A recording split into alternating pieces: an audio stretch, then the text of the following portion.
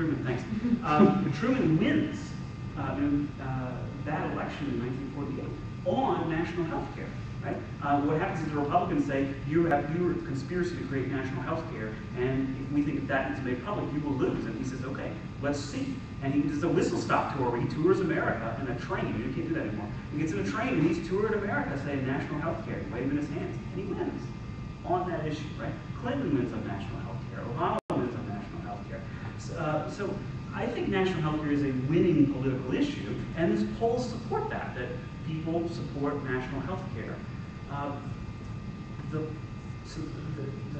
issue to me isn't that people are voting against it, and that's never been the question for me. The question for me has always been just the opposite, which is why is it that we have a political system in which people consistently vote for things that they don't get, right?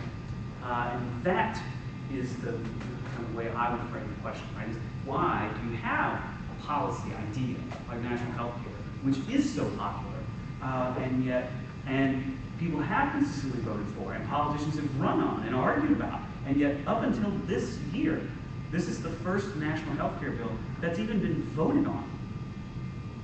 Voted on. That's what I meant. Right?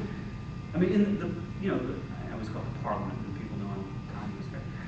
The Congress, right, has voted on a national health care bill up until this point, right? So that's the question, right? And then, of course, this is related to the question of Obama wins this overwhelming majority, and yet that bill was not at all what Obama promised, right? And it almost died. It was only some kind of last-minute shenanigans that made it happen, right? And that, to me, is kind of a question about America. Why does America work that way? Well, one of the main arguments I've always heard against government programs, things like that, are obviously the issues with inefficiency and things like that. And obviously, when you bring up that these single-payer systems and, I mean, even the corporatist German system do better in terms of efficiency, you see how they shift the argument to quality.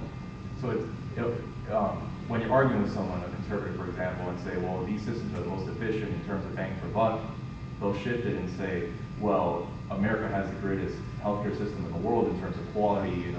They point to cancer rates. How do you address those arguments? I guess. In terms of the quality. Yeah.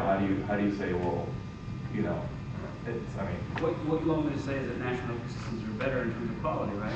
Yeah. Well, I might disappoint you here. I think in terms of addressing the argument, the first kind of approach that people use is that the American healthcare system isn't exactly so great. And there's lots of evidence for this. I mean, we have the lowest life expectancy of the advanced capitalist world. We have the highest mortality rates of the advanced capitalist world. Right? But there are lots of things besides healthcare that cause those things. Right? I mean, life expectancy is just a really good example of that. Right? I mean, as long as Americans, shoot one another in the street, we're going to have a low life expectancy. Right? And if they don't do that in Japan,